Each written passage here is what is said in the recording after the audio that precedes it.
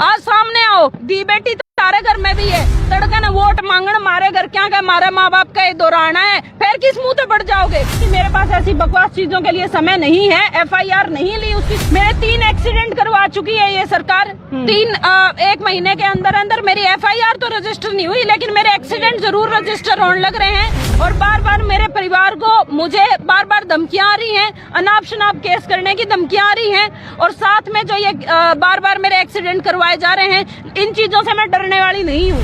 मुझे किसी से उम्मीद नहीं है। मेरा गांव राम मेरी सुरक्षा करने लग रहा है, मेरी खापे करने लग रही हैं। उसकी महिला कोच की भी 1-1 मिनट की इंफॉर्मेशन देने का काम करती है हरियाणा पुलिस, वही मेरे साथ करेंगे। इससे अच्छा है कि मैं किसी की सुरक्षा लूं ही ना। मेरा हाँ जी, सोनिया जी, आज जो खाप महापौर ने फैसले लिए गए हैं, क्या कहेंगे इस बारे में आप, और क्या रणनीति रहेगी? क्या मैं मेरी खाप सरदारी ने जो फैसले लिए हैं, जो सब लोगों ने मिलकर फैसला लिया, सारी खापों ने, उसका स्वागत करती हूँ। और मैं एक बात कहना चाहती हूँ कि सरकार से हम कोई हिंसा नहीं चाहते, हम अहिंसक तरीके से अपना फैसला चाहते हैं। हम इस आदमी की बर्खास्ती और गिरफ्तारी चाहते हैं। या तो सरकार इसको बर्खास्त कर दे 10 तारीख तक और गिरफ्तार कर ले, नहीं तो जो मेरी खाप सरदारी बोलेगी, जैसा कि बोला है 10 तारीख के बाद हम एक बड़ा महासम्मेलन बनाएंगे, उसमें बड़ा हरियाणा स्तर पे फैसला लिया जाएगा। फिर सरकार हमें ना बोले कि हमने अल्टीमेटम नहीं दिया था। तो SIT की जांच थी वो क्लियर है, उसमें उनको क्लीन चिट मिल चुकी है। SIT की जो जांच थी, हरियाणा SIT की जो जांच थी, उसमें 0 रिपोर्ट दी गई है।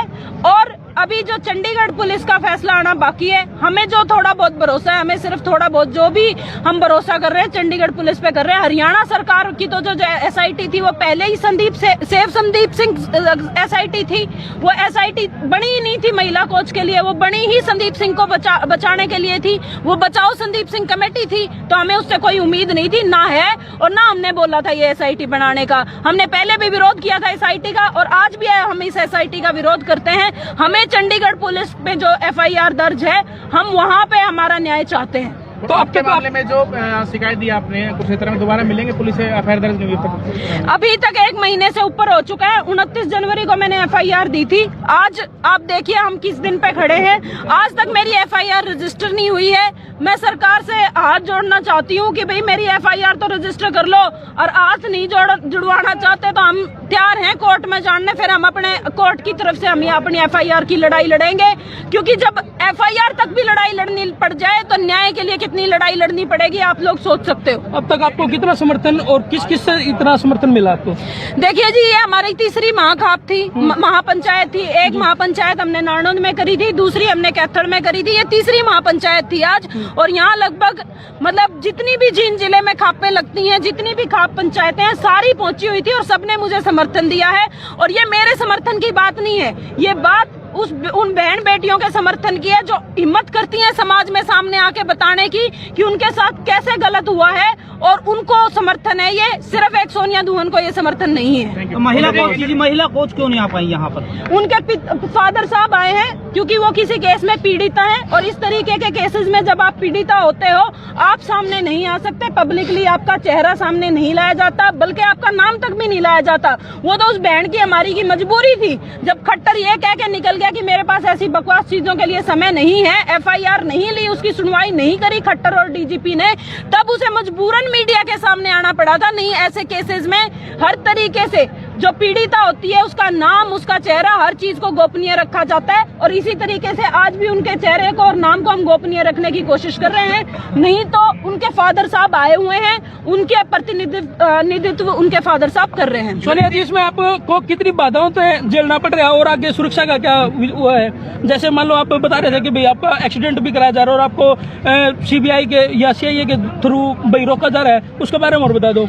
मेरे 3 एक्सीडेंट करवा चुकी है ये सरकार। 1 महीने के अंदर अंदर मेरी FIR तो रजिस्टर नहीं हुई, लेकिन मेरे एक्सीडेंट जरूर रजिस्टर होने लग रहे हैं। और बार बार मेरे परिवार को मुझे बार बार धमकियां आ रही हैं, अनाप शनाप केस करने की धमकियां आ रही हैं। और साथ में जो ये बार बार मेरे एक्सीडेंट करवाए जा रहे हैं, इन चीजों से मैं डरने वाली नहीं हूँ, ना ही मैं पीछे होने वाली हूँ, क्योंकि मेरा समाज, मेरा गांव राम, मेरी खापे मेरे पीछे खड़ी हैं। मैं ये लड़ाई लड़ूंगी। सबसे ज्यादा उम्मीद किससे है आपको सुरक्षा के बारे में? मुझे किसी से उम्मीद नहीं है। मेरा गांव राम मेरी सुरक्षा करने लग रहा है, मेरी खापे करने लग रही हैं। हम अपने आप अपनी सुरक्षा कर लेंगे। और ये तो जो इनकी सुरक्षा है, जो ये सरकार सुरक्षा देती है, चाहे वो महिला कोच को सुरक्षा दी हो या मुझे कल को दे दे, ये तो कम CID का रोल प्ले करती है। ये उसकी महिला कोच की भी एक मिनट की इंफॉर्मेशन देने का काम करती है हरियाणा पुलिस, वही मेरे साथ करेंगे। इससे अच्छा है कि मैं किसी की सुरक्षा लूं ही ना। मेरा गांव राम, मेरा समाज मेरी सुरक्षा करेगा। इसमें आपको किसी पार्टी का भी समर्थन मिला है क्या?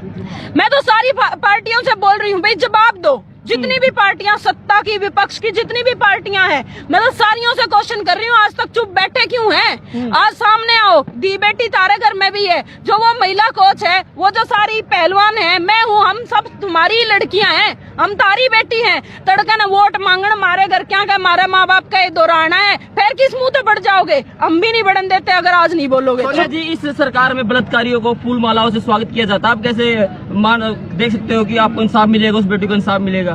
इसीलिए समाज में आए हैं जी हम। जब हमें इस सरकार से और इस प्रशासन से उम्मीद उठ गई, यहाँ बलात्कारियों को, यहाँ बेटी की इज्जत पे हाथ डालने वालों को सम्मानित किया जाता है।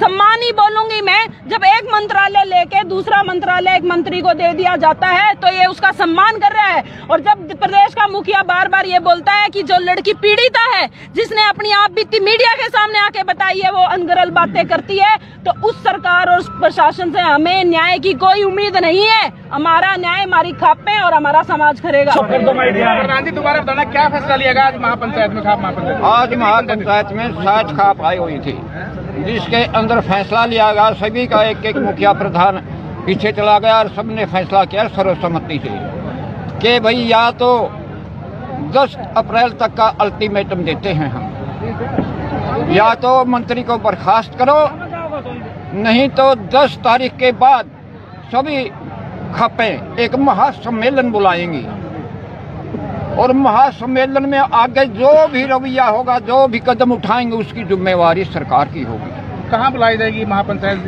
ये भी स्थान निश्चित किया जाएगा। पूरे मामले को आप कैसे देखते हैं? सरकार एडमेंट है, कोई इस पे स्टेप डाउन नहीं कर रही है, तो आप कैसे देखते हैं? देखिए, ये केवल मात्र एक लड़की का सवाल नहीं है जिसके साथ बेहूदगी करने की कोशिश की गई। एक बहुत बड़ा गैर कानूनी मसला था आज पूरे हरियाणा में, लेकिन सवाल खड़ा हो गया है कि कानून का शासन होगा कि नहीं होगा। और आज गजब की बात यह है कि सरकार कानून का उल्लंघन कर रही है। एक तरफ कह रहे हैं दूध का दूध पानी का पानी हो जाएगा, दूसरी तरफ एक गैर कानूनी SIT गठित कर रहे हैं, जो पीड़िता के कहने से नहीं कर रहे, उसके खिलाफ कर रहे हैं। उसके 2 ही कारण थे, एक तो लड़की के चरित्र हनन करना और दूसरा चंडीगढ़ पुलिस की कार्रवाई को प्रभावित करना। इसलिए वो गैर कानूनी थी SIT, और उन्होंने नाम भी तुरंत बदल के फैक्ट फाइंडिंग टीम कर दिया उसका, तो उसके कोई मायने नहीं, वो अर्थहीन थी मतलब।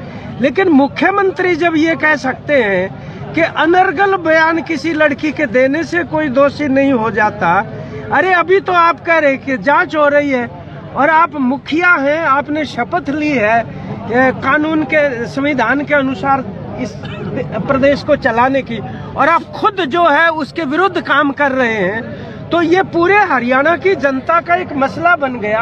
हम तो किसान संगठन आज समर्थन देने पहले भी इस मसले के ऊपर हम सक्रियता से दे रहे हैं, लेकिन हम हरियाणा की इन तमाम महिलाओं को सलाम करते हैं। अरे आप एक बात बताइए सोचने की, वो मतलब कह रही है कि आप तिरंगा नहीं फहरा सकते और उसके गले में डाल के और राष्ट्रगान चला रहे हैं उसको घसीटते हुए। ये राष्ट्रगान के अपमान का मामला नहीं बनता क्या? वो भी मुकदमा उसके ऊपर बनता है। वास्तव में सलाम हम इसलिए करते हैं कि इन्होंने हर जगह चुनौती दी है। 8 मार्च को करनाल चुनौती दी कि मुख्यमंत्री को 8 मार्च महिला दिवस पर बोलने का कोई अधिकार नहीं है, और वहां पर भी पुलिस कर्मियों ने महिलाओं के साथ धक्का मुक्की की और यहाँ भी की जींद के अंदर। ये बहुत बड़ा सवाल है। तमाम तबके जिनकी आजीविका की लड़ाई थी, आज उनकी लड़ाई लोकतंत्र और मान सम्मान बचाने की भी बन गई है। तो प्रधान जी, इसमें जब सरकार की इतनी मनमानी चल रही है, तो 2024 के आने वाले इलेक्शन में क्या प्रभाव होगा इस सरकार को? देखिए, आज क्योंकि कोई इलेक्शन का एजेंडा नहीं है, लेकिन ये खुद ही जिस रास्ते के ऊपर चल रहे हैं वो तो बहुत ही आत्मघाती रास्ता है। हमें नहीं लगता कि इस रास्ते पर चलकर वो हरियाणा की जनता ने, तो मैं आपको बता रहा हूँ, पहले भी इनको बहुमत नहीं दिया था। हरियाणा का जो सरकार बनी थी वो तो दुष्यंत चौटाला ने अगर विश्वासघात नहीं किया होता तो ये सरकार थोड़ी सत्ता में होती। और अब जिस तरीके से अब वो व्यवहार कर रही है अलग अलग तबकों के साथ, कर्मचारियों से, महिलाओं से, सरपंचों से, मुझे लग रहा है कि वो बांटना चाहते हैं लोगों को जात पात के आधार पर। और सचेत हैं लोग, इसलिए प्रधान जी ने आज भी और बहन ने भी बोला यहाँ बोलते हुए कि तमाम किसान मजदूर एकता करके पहले आंदोलन लड़ा था और एकता करके इसके लड़े। अरे मारा तो मेरे इस गुडिया ने तो गजब कर दिया, अन्याय के खिलाफ आवाज उठाई है। नहीं अपने बच्चा खातर, परिवार खातर तो देश जीता है, जिसने दूसरे के लिए आवाज उठाना बहुत गर्व की बात है। हम तो इस लड़की पर गर्व करते हैं भाई, बहुत बहुत गर्व करते हैं भाई। आज के माहौल को देखकर कैसा महसूस हुआ आपको? आज जो माहौल देखा गया, देखिए जी, मेरे लिए ये बड़ा इमोशनल मोमेंट है। मेरी खाप, मेरा समाज, सारे लोग मुझे इतना बड़ा जिम्मेवारी दे रहे हैं और मेरे में इतना बड़ा विश्वास जता रहे हैं। मैं आपका बहुत बहुत धन्यवाद करती हूँ जी। जो आपने 19 तारीख जो पगड़ी आज बड़ों ने आपको सम्मानित किया है पगड़ी पहना के, उस पगड़ी का आप आगे तक कब तक और कैसे इसकी रख रखाव करेंगे, इसका सम्मान करेंगे?